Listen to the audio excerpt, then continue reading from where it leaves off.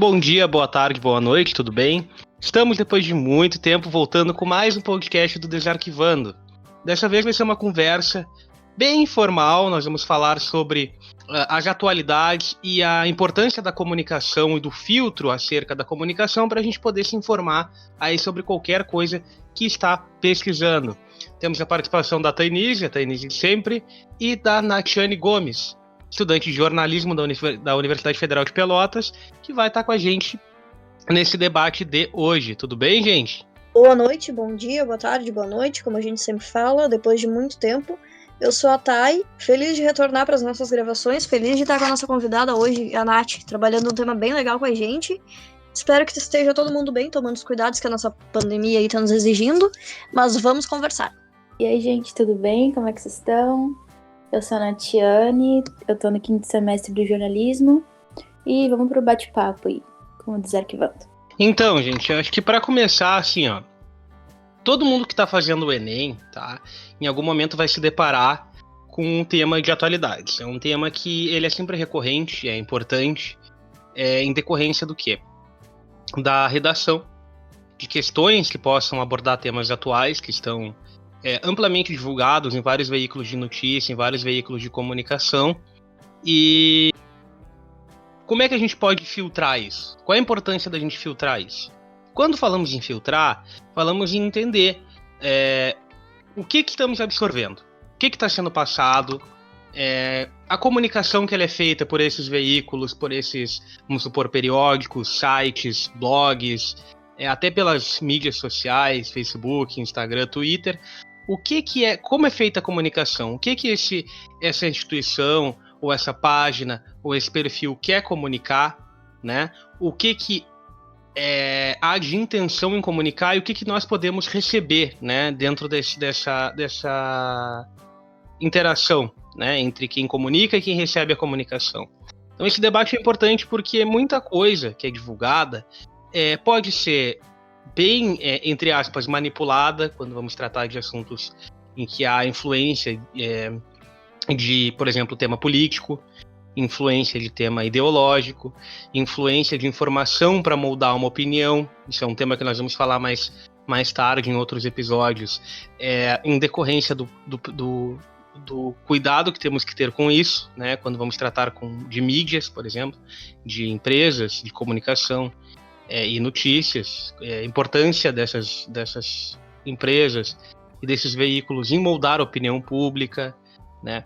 Então, o que acontece? Sempre que a gente vai ver uma notícia, sempre que a gente vai ler um texto, a gente sempre tem que buscar procurar, pelo menos comparar com outros veículos da mesma área ou com outros veículos mais ou menos parecidos com este, e também procurar quem está escrevendo. Porque todo tipo de notícia, todo tipo de informação, ela é subjetiva.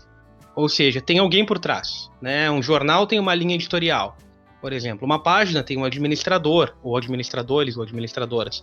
Um perfil, um Twitter, um Instagram, tem alguém administrando também por trás. Então a gente sempre tem que entender o que aquela pessoa quer comunicar, com que aquela pessoa trabalha, quem é ela, o que ela absorve, o que ela repassa, o que a página repassa, para a gente poder ver o que realmente é possível absorver, o que nós temos que entender se é ou não é útil para a gente absorver e poder desenvolver as nossas análises, sintetizá-las para depois expressar elas e divulgá-las em redação, quando formos responder questões ou até em conversas de mesa de bar ou conversas com amigos, a gente poder entender o que a gente está repassando que é útil, que é factual ou que tem algum compromisso com a verossimilhança, tá?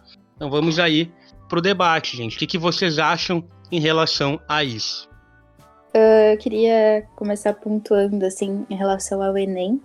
Eu acho que é importante a gente ter em mente que a gente não precisa procurar saber todas as atualidades do mundo, né? O Enem, ele pede pra gente saber... o que ele pede pra gente?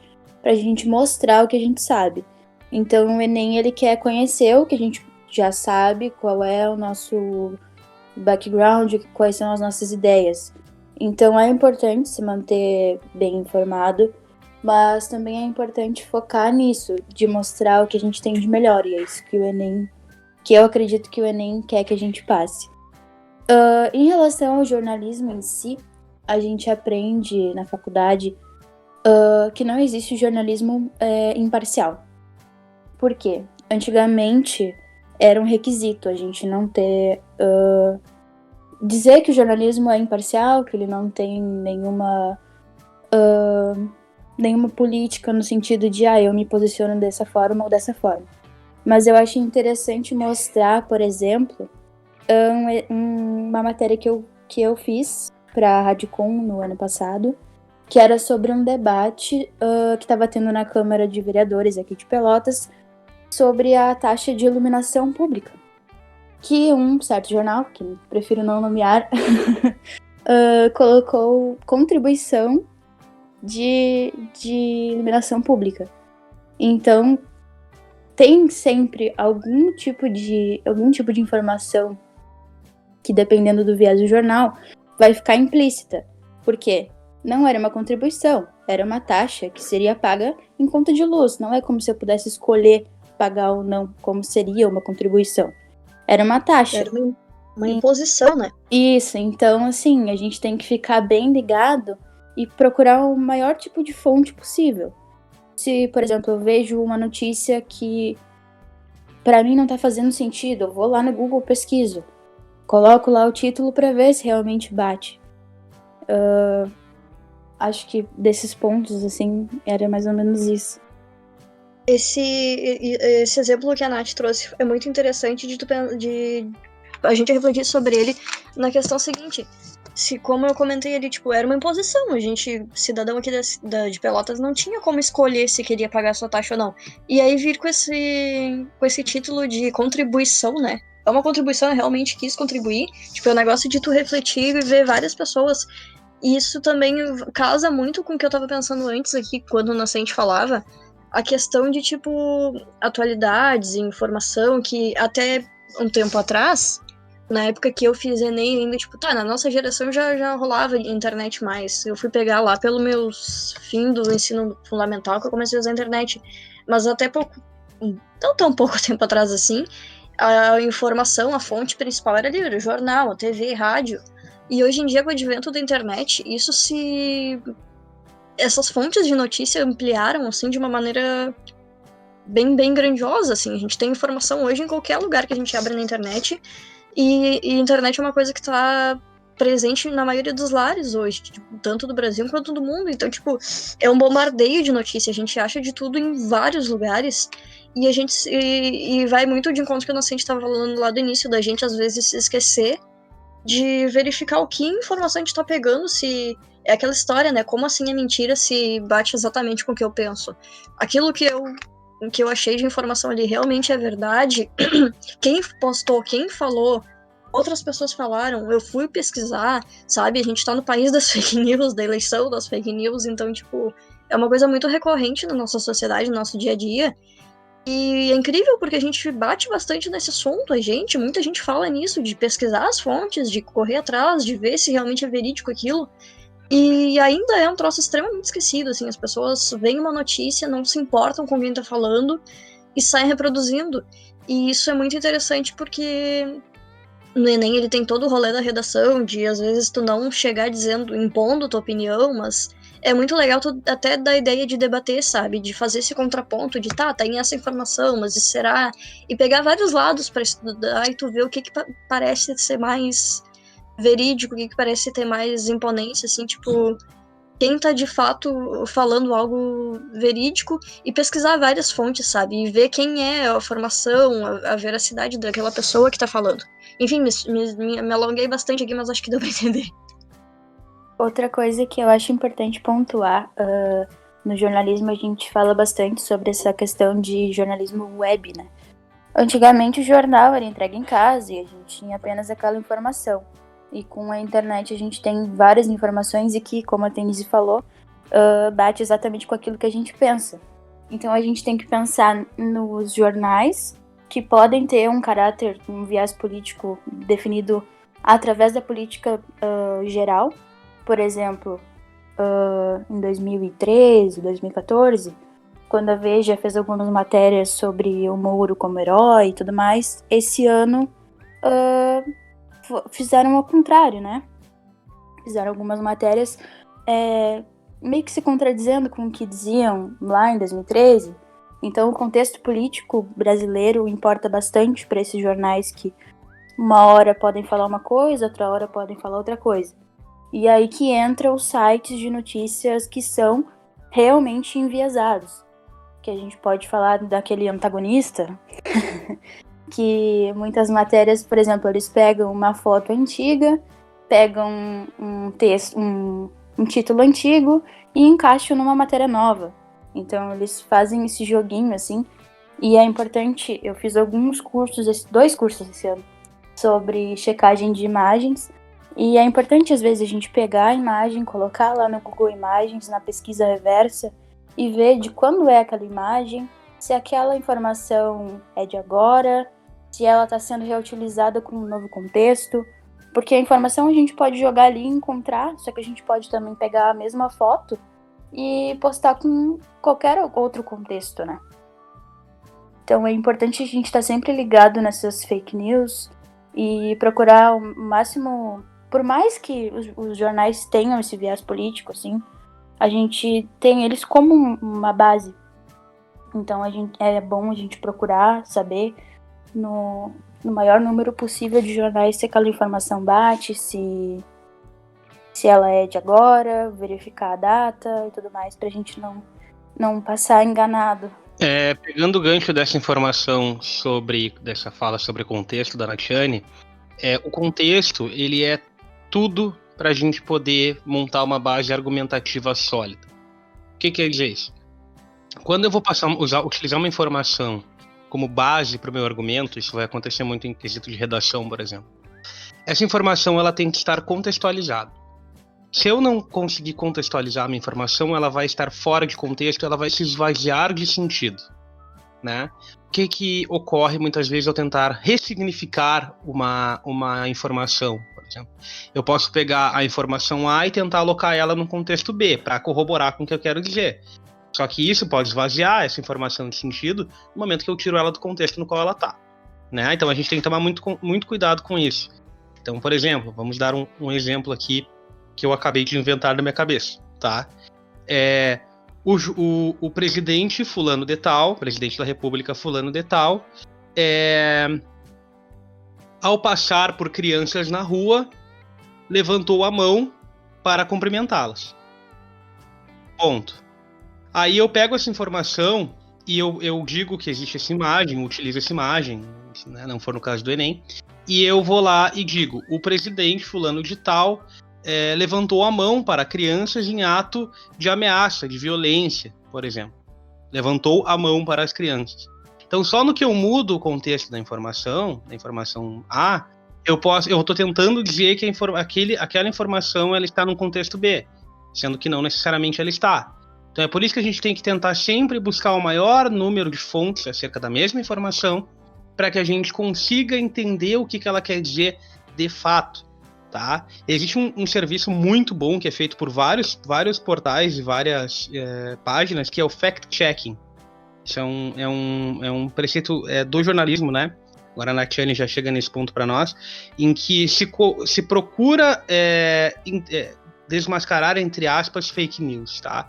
Fake news de todos os campos, para que a gente possa ver se a informação que a gente está usando ela não é falsa, e se no momento que a gente utiliza como base uma notícia falsa ou uma notícia manipulada, todo o nosso argumento fica descontextualizado e fica esvaziado de sentido. Está tudo errado. O pessoal que faz, por exemplo, pós-graduação, graduação da no TCC aí, já deve saber, por exemplo, de escrever páginas ou trechos gigantescos utilizando conceitos ou utilizando trechos de outros trabalhos, e no final aqueles conceitos ou trechos não estão adequados necessariamente ao que está sendo dito, e tudo aquilo tem que ser refeito por não estar dentro do contexto que deveria estar, né?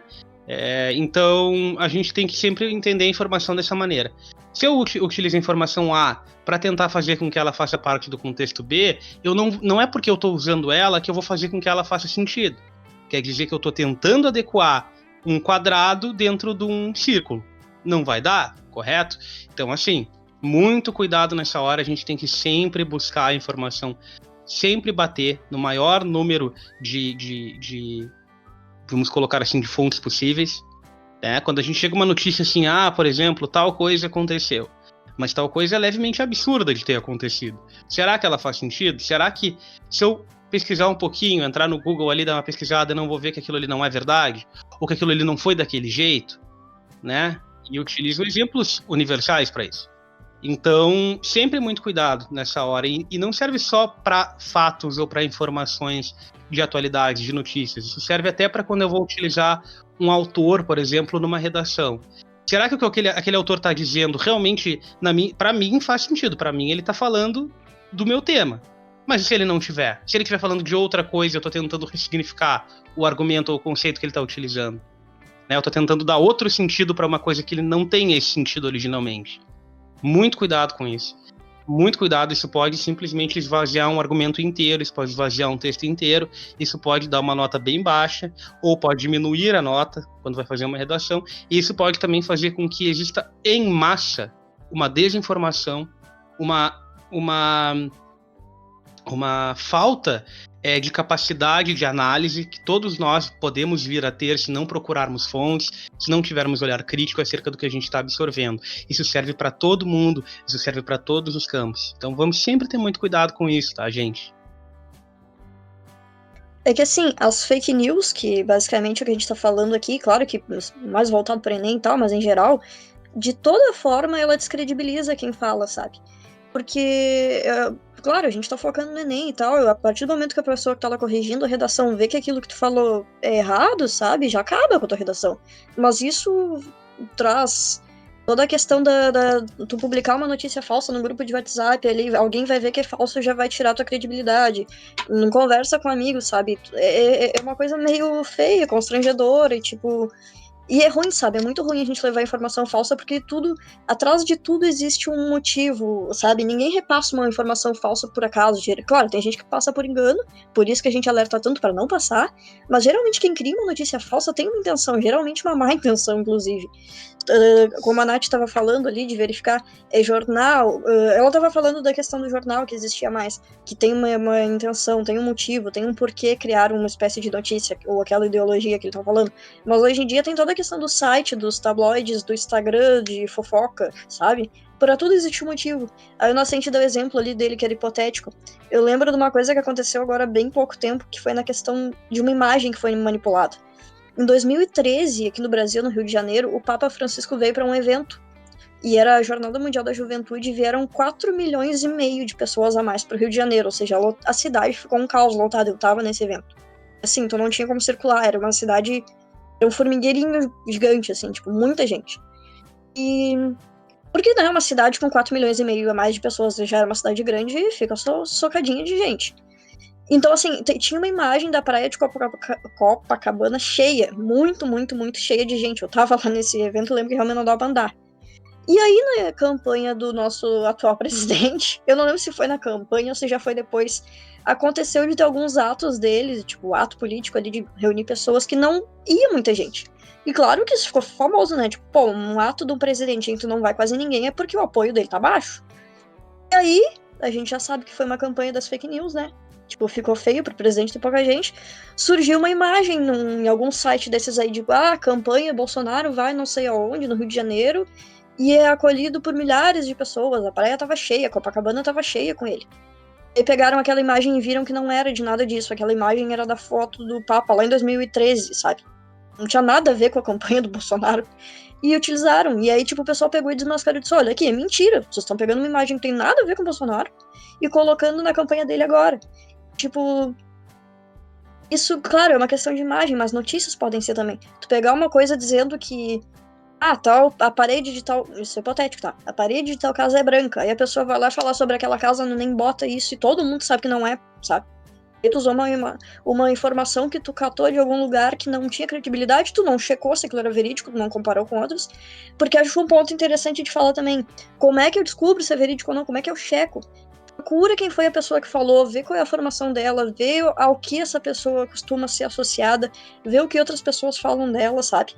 Porque a gente tá num bombardeio, a gente tá na era digital, assim, num bombardeio de informação por todos os lados, muita gente tá tendo acesso, Então é interessante a gente correr atrás pra não sair falando qualquer coisa, porque complica bastante, sabe?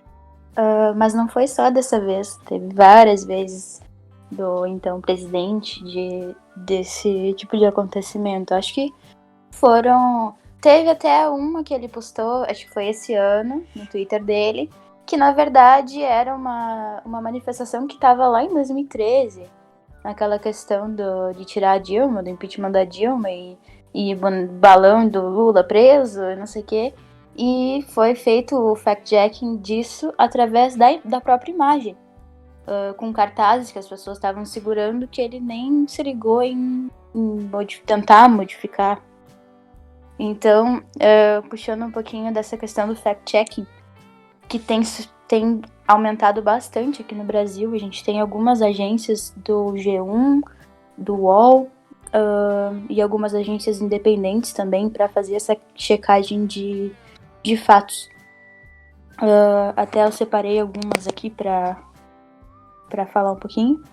Que tem aos fatos, tem do Estadão também, da Lupa, que também é muito interessante, que a gente também não tem tempo para estar checando tudo, e essas agências meio que fazem isso pra gente. Então a gente tem surgido com esse viés no Brasil de checagem de fatos, por quê? As fake news não são de agora, mas com a internet e também com muito uso de bot, elas estão sendo bem mais espalhadas. Com um curso que eu fiz aqui no jornalismo de checagem de imagens, eu cheguei numa conta do Twitter que tinha lançado uma informação.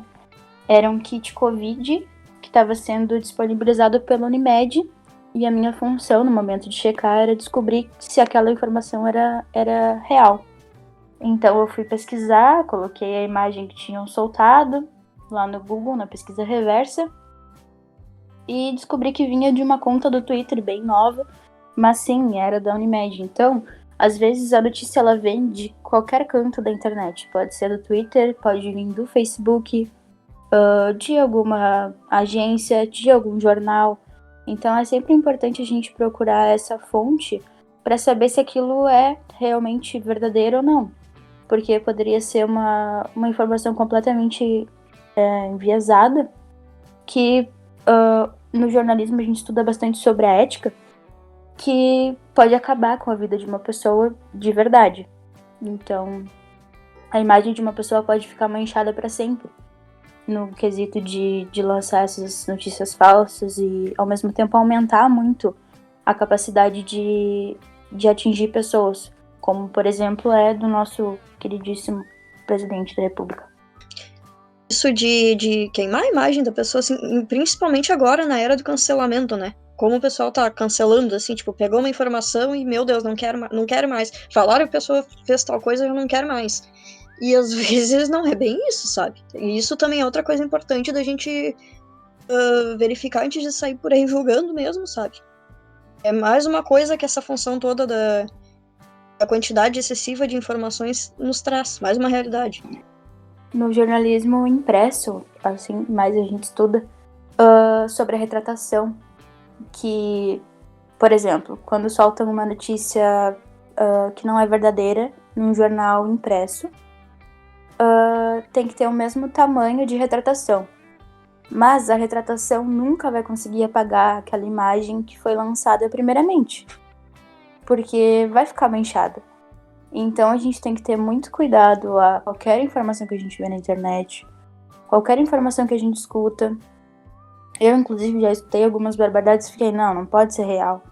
E fui pesquisar, ouvi assim na rua, fui pesquisar e não tinha nada a ver, não tinha nada. Então é muito importante a gente fazer essa checagem pra gente não perder a credibilidade também, né? Não perder, às vezes, até tempo também, né? Tu te gastar lendo uma coisa, tipo, te dedicar, te estudar sobre aquilo, algum assunto que tu acha interessante e tá completamente errado. Queria falar também, no ano passado, eu participei de uma palestra que foi da Manuela Dávila, aqui no auditório do Campus 2 aqui da UFPEL, que ela falou bastante sobre essa questão de diminuir pessoas por elas estarem compartilhando fake news. Ela falou bastante sobre a questão, por exemplo, ela tem uma filha e saiu uma notícia sobre vacinas causarem autismo. E ela, como ela sempre teve informação, ela é filha de um professor universitário, ela sabe que aquilo não é real, mas aquilo também apavorou ela. Então imagina para uma pessoa que nunca pisou numa universidade federal e nem imagina como uma vacina funciona. Então eu acho que é importante a gente, quando vê uma notícia falsa, tentar apresentar para a pessoa que compartilhou, por exemplo, em grupo de WhatsApp, tentar apresentar para essa pessoa o outro lado. Mostrar para ela notícias que mostrem que isso não é verdade, mostrar alguma fala de algum pesquisador, por exemplo, nessa questão de autismo. Nessa da vacina, era um dono de uma marca farmacêutica que queria, na verdade, lançar a própria vacina dele, ele estava queimando a vacina de tal corporação. Então, acho que é importante a gente não diminuir as pessoas e não fazer o cancelamento e tentar continuar esse debate e não cortar a linha de comunicação com as pessoas, porque a gente pode saber, mas o outro não tem obrigação de saber o que a gente sabe. Por quê? Porque a gente estuda, porque a gente tá mais ligado nas redes sociais que algumas pessoas. A gente tem que sempre tentar o diálogo e se a pessoa não quiser, tudo bem, mas a gente sim não pode deixar que o cancelamento também diminua esse diálogo que a gente precisa manter para não criar mais terraplanistas e antivacinas. Aí nós entramos num campo que é um debate importante, até que a gente já tocou no assunto antes, que é quando a gente vai estudar ou absorver um conteúdo sobre temas específicos, sempre temos que tomar cuidado com o que está sendo passado. Muitas pessoas não têm essa informação. Muitas pessoas vão absorver esse conteúdo porque ele é de fácil acesso, ou porque a pessoa que está fazendo aquela comunicação, ela tem essa característica ou habilidade, ou capacidade, ou qualificação para estar se comunicando. Mas não necessariamente o tema da comunicação dela vai fazer parte da qualificação, ou vai fazer parte do conhecimento que ela tem acerca disso. Então, não vamos utilizar temas, citar nomes, mas existe na internet uma grande quantidade de influenciadores que tratam de temas de história, por exemplo, usando o tema do Desarquivando aqui, ou de outros temas. Existem muitos influenciadores que são capacitados nessas áreas e que fazem um conteúdo muito legal. Existem diversos, né? E existem aqueles ou aquelas também, que produzem conteúdo com uma total distorção factual ou com pouco embasamento teórico ou que seja sobre o que elas estão passando, e elas passam essas coisas com um viés de publicidade, de alto alcance, de alta visualização, como todos e todas influenciadores e influenciadoras querem esse tipo, trabalham por esse tipo de coisa que é a visualização e a divulgação do seu trabalho. Nada errado nisso, tá, gente? Nada errado nisso. O errado é utilizar a informação, distorcer a informação ou não conseguir interpretar de maneira correta e divulgar, né, uma interpretação errônea como informação. Então, assim, cuidado na hora de absorver esses conteúdos. Existem pessoas na internet que utilizam, porque, por exemplo, eu consultei profissionais. Aí vamos ver quem são esses profissionais, vamos dissecar quem são esses profissionais. São profissionais que têm um histórico de distorção de informação. São pessoas que nem são daquela área, estão divulgando material daquela área, né? E não é errado não ser da área, mas não são daquela área e não conseguem ou não tentam sintetizar o conteúdo de uma maneira correta, com algum comprometimento com o que estão fazendo, né? Existem, por exemplo, jornalistas, para dar um exemplo aqui, que produzem conteúdo sobre história. Alguns desses jornalistas fazem um conteúdo legal, mas eles assumem que eles não são historiadores, que eles usam trabalhos de historiadores. Historiadores esses, se tu for olhar, em alguns casos, são historiadores que são estudados na academia, são historiadores que são comprometidos com o que fazem, são cientistas da área das ciências humanas.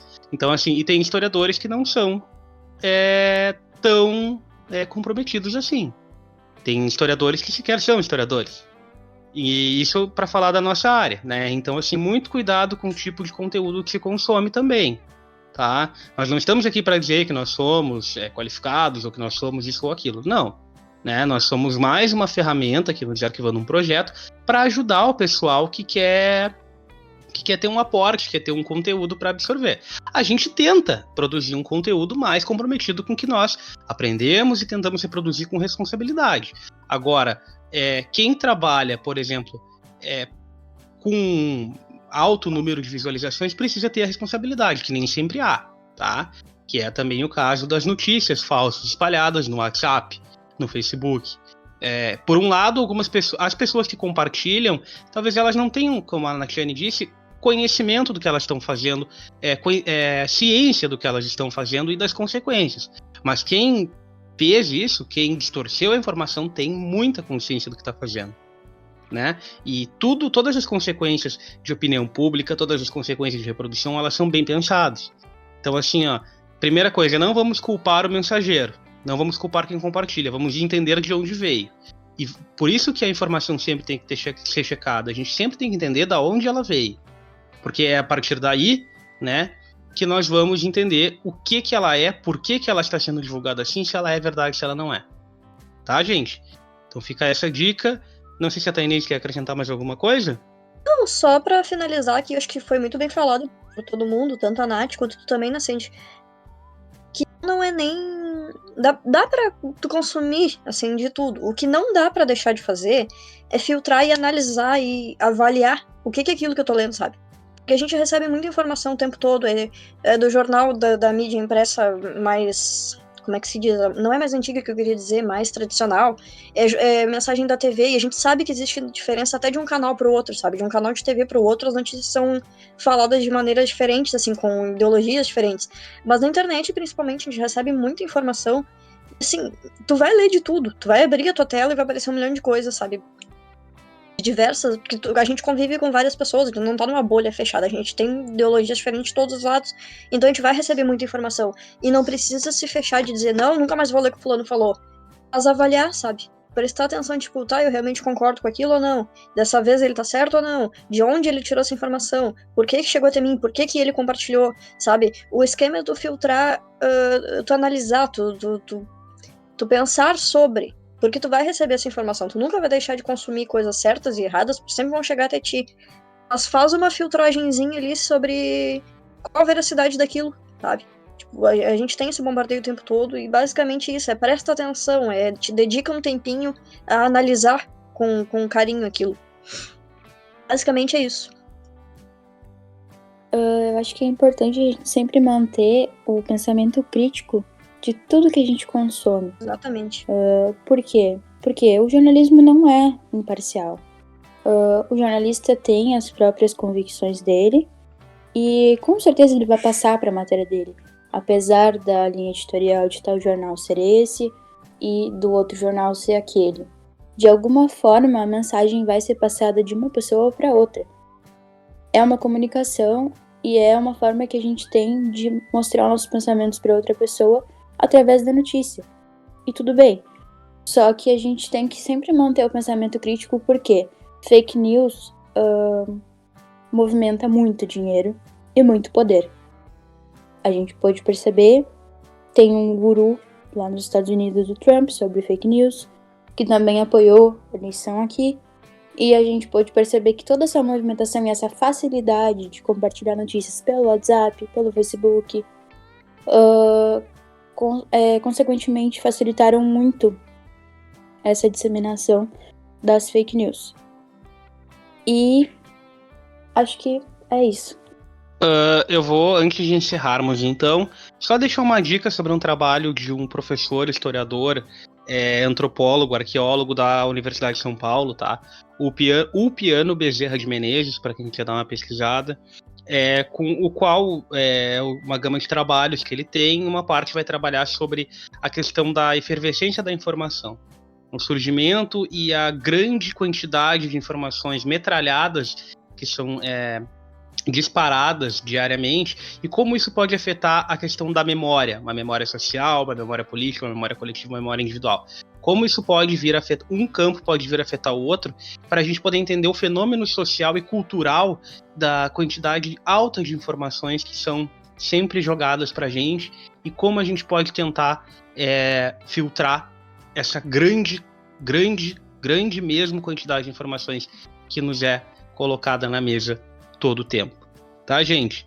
Então, assim, gostaria de agradecer a Tainise, como sempre. Gostaria de agradecer a Natiane pela participação. Primeiramente, gostaria também de pedir que vocês todos e todas nos sigam nas redes sociais. Estamos lá no Instagram com o @Desarquivando, estamos no Twitter, @Desarquivando, estamos no Facebook com Desarquivando História. Estaremos agora, a partir de agora, com os podcasts disponíveis no Spotify, não estaremos mais no SoundCloud, tá? Saímos desta plataforma para focar o nosso trabalho mais na plataforma Spotify, tá? Quem sabe mais para frente pensaremos no caso. Estaremos também agora com conteúdo multimídia no YouTube, estaremos também sempre atualizando as redes sociais com conteúdo para vocês, gente. Então, tá? Muito obrigado pela audiência, cuidem-se uns aos outros, utilizem a máscara, saiam apenas se for necessário, tá, gente? Responsabilidade e vamos em frente. Até a próxima. E agora gostaria de deixar a convidada do dia, a Natiane, fazer suas considerações finais. Um abraço, boa noite, bom dia e boa tarde. Eu queria só voltar um pouquinho para o tema da redação, como o Desarquivando tem esse viés mais para vestibulandos, para não ficar preso na questão de atualidades e também se armar de bastante background histórico. Eu acho muito importante a gente sempre contextualizar todas as nossas ideias e juntar com a atualidade. Então não se prender muito a ficar olhando jornal o dia inteiro e ficar olhando tudo que está acontecendo, mas também estudar um pouquinho sobre o que já aconteceu e como isso afeta na nossa realidade hoje e observar como o jornalismo também tem esse papel de moldar a sociedade e pensamentos que a gente tem ao longo do tempo. Então, acho que era isso. Agradeço muito o nosso bate-papo e é isso aí, vamos lá.